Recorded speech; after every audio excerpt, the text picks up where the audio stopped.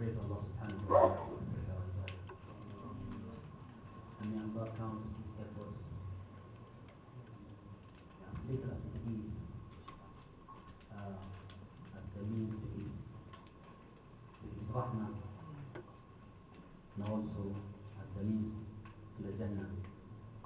Foremost, a reminder whether it's allowed to say something in the ibadah, to add something that we feel it is good or not. I think the answer everyone knows that. Is it allowed something we feel is good? If the whole of this room, or including the sisters upstairs, we come to an agreement that such a thing is so nice, so good, it will please Allah. So can we add that? For example, that's bid'ah. If we say رَبَّنَا وَلَكَ الْحَمْدُ, for example, we say رَبَّنَا وَلَكَ الْحَمْدُ وَالْمُلْكُ. That's wal-mulk. Allah, you deserve the praise be to you. And also the dominion be to you. The mulk be to you. That is good, we're praising Allah, but is it allowed? It's not allowed. No matter how good, how beautiful it looks, it's not allowed. Because the Prophet sallallahu alayhi wa sallam, he did say that man ahdatha fi amrina hadha ma laysa minhu fahuwa radd. Whoever innovates something in the religion in Islam which is not there at the time Prophet sallallahu alayhi wa sallam was talking, Allah will reject it automatically. And alayhi salatu wasalam, one of the verses that Allah subhanahu wa ta'ala revealed to him towards the end of his life is اليوم أكملت لكم دينكم وأتممت عليكم نعمتي ورضيت لكم الإسلام دينا. That today I have completed the religion to you, I have perfected my ni'mah on you, and I accept Islam to be your religion. Then Imam Malik, rahimahullah, he says, مَا لَمْ يَكُنْ يَوْمَئِذٍ دِينًا فَلَنْ يَكُونَ الْيَوْمَ دِينًا. He's talking about his time.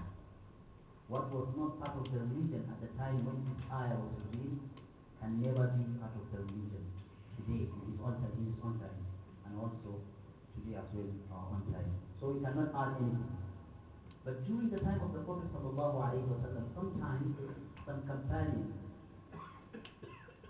they subconsciously said some things, and Prophet sallallahu alaihi wasallam affirmed it, and it became part of the religion. For example, alayhi salatu wasalam, he said, سمع الله لمن حمده ربنا ولك الحمد. Someone said, حمدا كثيرا طيبا مباركا فيه. Afterwards, alayhi salatu wasalam, he said, who said that? The companion who said it was at the beginning was shying out. He tried to shy away, but he knows he can't hide himself. Then he said, I am the one. Then the Prophet ﷺ, he said, I saw I have seen so number of angels competing to write the reward of what you have said. So he was so happy bringing himself out now. So the Prophet ﷺ is now affirming what he said as religion. And we know this is part of the Sunnah. What the Prophet ﷺ said, or what he did, or what he approved, is part of Sunnah. But that was the time when the Sharia was being formed, the formation period of the Sharia.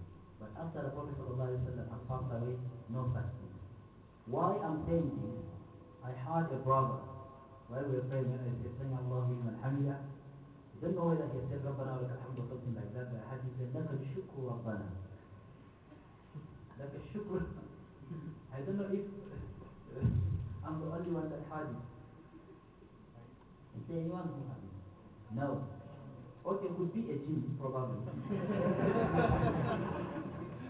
But I definitely have someone to it. If you have... David? Okay, tomorrow also has it. So, if the brother has got basis for that, evidence, for an ayah or hadith of Prophet ﷺ, you can continue to say it, and also we benefit from you, and from today we'll be saying it. But in absence of such proof from Quran or hadith, we ask the brother to just throw it away from today. That's one point. And two, we just tonight finished Surah Al-Fussilat. That's chapter 41 of the Holy Quran, and we started chapter 42, Surah Shura, and inshallah the recitation now. 24, 40 or 20? 40, I'm saying 40, you said 20? Is it 20? 24. okay, you may double check. But I believe it's 24. We are taught. Surah 40, but yeah. chapter 24. Okay, that's great. I think it is just nomenclature, the way to use the word. But we agree on that here. So we are finished. We are now in Surah 42, and inshallah the recitation will lead into Zukhruf, which is 43. Just quick mention of one ayah. In Surah Fussilat, that's ayah 35. The ayah 35 in Surah Fussilat, Surah 41, ayah 35, is similar or same in content with ayah 200, Surah number 7, that's A'raf. And also, it's the same in all respect with ayah 98, Surah 23, and that's Mu'minun. Ibn Kathir, he says, you find this ayah in these three places, and you cannot find the fourth one in Quran in three places. And the main message is Allah subhanahu wa ta'ala telling us how to deal with our two enemies. A human being could have two enemies. One is from the jinn, and the other one could be a human being like you, who is not happy with you, and he becomes your enemy. It happens. Every human being will have that. Then how do you fight back these two enemies? This is what Allah is saying. In Surah Al-A'raf, ayah 200, Allah is saying, خُذِ الْعَفْوَ وَأْمُرْ بِالْعُرْفِ وَأَعْرِضْ عَنِ الْجَاهِلِينَ. Take to forgiveness, enjoin kindness, and turn away from the ignorance. وَإِمَّا يَنزَغَنَّكَ مِنَ الشَّيْطَانِ نَزْغٌ فَاسْتَعِذْ بِاللَّهِ. If any incitement, evil incitement comes to you from the shaitan, فَاسْتَعِذْ بِاللَّهِ, seek protection from Allah subhanahu wa ta'ala. So, if you go to the rest of them, in Surah Al-Mu'minun 23, ayah 98, Allah says, وَلَا تَسْتَوِ, Allah he says, tell me. This is Surah Al-Fussilat. Tell me. Surah Al-Mu'minun. No, Surah Al-Mu'minun.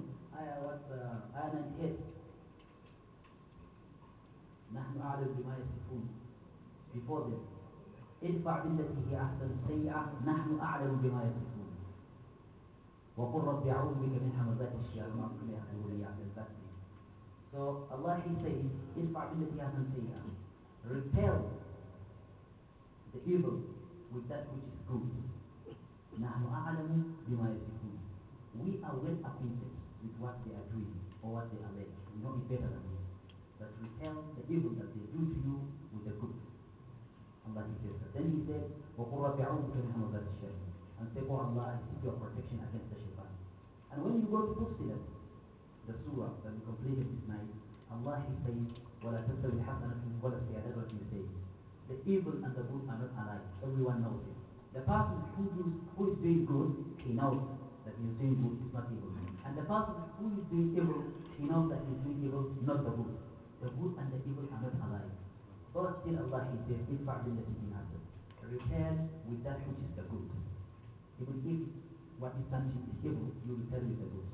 Then he says, فإذا الذي بينك وبينه عداوة كأنه ولي حميم. The one, the person, between whom and you is enmity, he will become your warm friend if you do that. Then he said, وَإِمَّا يَنزَغَنَّكَ مِنَ الشَّيْطَانِ نَزْغٌ فَاسْتَعِذْ بِاللَّهِ إِنَّهُ سَمِيعٌ عَلِيمٌ. If any incitement comes to you from the shaitan, seek protection from Allah, for Allah is all hearing and all knowing. So Ibn Kathir he says, first Allah is telling us, if you have an enemy from the human being, the way to fight him, to overcome him, is to be good. Just show him good character. He might be evil to you. He might speak to you so badly, but he says speak back to him nicely, respectfully. Right? He may be so stingy to you, but you give it to him, be generous to him. He may not be happy to come to where you are, but you visit him, see him, greet him. He may be frowning his face, smile at his face. Be patient with him. What will happen when you do that? When you do that, the person who is so enemy to you, who hates you, he will become your friend and he will love you so much more than any other human being. Unless if he is not a human being. But if he is a human being, Allah who created his heart, he said the heart is in that nature. If you do, you can turn the heart. But it is hard. It is hard to do it. That's why Allah he said, وَمَا يُلَقَّاهَا إِلَّا الَّذِينَ صَبَرُوا. No one is granted the ability to treat it that way except الذين صبروا, those whom Allah has given patience to them. وما يلقاها إلا ذو حظ عظيم. No one is granted that ability except those who have great portion of rahmah with Allah subhanahu wa ta'ala. So the second enemy is shaitan, whom you cannot see, but he can see you. So you can't fight back by being good to him. Just seek refuge from Allah subhanahu wa ta'ala to protect him. But the first one is very important. Alayhi salatu wa salam, he said in hadith, those who will be closest to me on the day of judgment, and being close to the Prophet sallallahu alaihi wasallam, you know what it means on the day of judgment. He said, are those of you who are best in character, not best in prayer, not best in fasting, no, best in character. It's really good. You know that the Prophet sallallahu alaihi wasallam once upon a time was sitting in the masjid. Then someone came, alayhi salatu wa salam, he said to his companion, if it pleases you to see a man who is going to Jannah, definitely, that is a man from among the dwellers of Jannah, if it pleases you to see him here in this world, this is the man. Everyone was happy to see, who is that? They thought they were going to see an angel. They saw a human being that they know. The Prophet ﷺ, he said, this one is from the people of Jannah, definitely. And Prophet ﷺ doesn't speak from his own head, but he received from Allah. Then our companions, they said, what makes this person to be the best? That the Prophet ﷺ said he's going to Jannah. Now they monitored him, they followed him. They haven't seen anything special in terms of praying, in terms of getting up during the night, in terms of giving sadaqah, in terms of whatever. Nothing made him special. Then they asked him, they had to ask him. He said, yeah, he got something. In his life, he had never kept grudges against any Muslim in his heart for 24 hours. He had never done that. Once he goes to bed, everything is gone. Then you ask yourself, let me ask myself, for how many days I carry on such things? Probably for 3 years. Yeah, you carry it. You have someone in your heart. So that makes him to be among the dwellers of Jannah. And we know that. And Umar ibn al-Khattab, you know who is Umar ibn al-Khattab? But someone came to his father. He said to Umar, you are the most unjust ruler. The unjust ruler that we've had, you are the one. You have mistreated the Ummah of Prophet ﷺ. You have done. He spoke to him so nicely. Umar ibn al-Khattab, and we know who is Umar ibn al-Khattab. We haven't got time to explain who is Umar ibn al-Khattab. But if there is someone after the Prophet ﷺ has done so much to Islam, Umar should be the one to mention. Because even the Prophet ﷺ had seen a vision before he passed away. He had seen himself, Abu Bakr and Umar. But he said the way Umar ibn al-Khattab treated the Ummah, the way Umar ibn al-Khattab uplifted the deen, he said is incomparable to any. But that man came, he condemned Umar in his palace, in his face. What did Umar do? As a human being, definitely, he has the heart, the same heart. So Umar ibn al-Khattab was so angry. Then he wanted to just pour out his anger. Then Abdullah ibn Abbas was standing by him. He recited to him this ayah that we mentioned in Surah Al-A'raf. خُذُوا الْعَفْوَ وَأْمُرْ بِالْعُرْفِ وَأَعْرِضْ عَنِ الْجَاهِلِينَ. Take the forgiveness, enjoy kindness, and turn away from the ignorance. Once Abdullah ibn Abbas recited this ayah, Umar ibn al-Khattab, he could not go beyond it. He said, for Allah ma jawazaha Umar. He stopped where he was and he let of his anger go. He left the man. He forgiven the man. And Umar ibn Abdul Aziz, the person that counted to be the fifth of the Khulafa al-Rashidin because of his justice and fairness, what happened to him? Towards the end of his life, it was said that he was poisoned. The cook poisoned him, his cook. And he realized when he heard the reaction of the poison, he called the cook. He sat him down. He said, you have fed me poison. Did you? He said, yes, I did. Why did you do that? He said, I was paid so amount of gold to do that. He said, I asked you to pay the gold into public treasury of Muslim Ummah, and I have forgiven you. He's dying, and he died, and I have forgiven you. And for you, I think it's just the man he just took your cup, or something like that, or just looked at you, or something like that, but you continue to hate the man. But that one, he lost his life, but he's forgiving you. So this is what the ayat are teaching of the Quran. May Allah subhanahu wa ta'ala guide us all.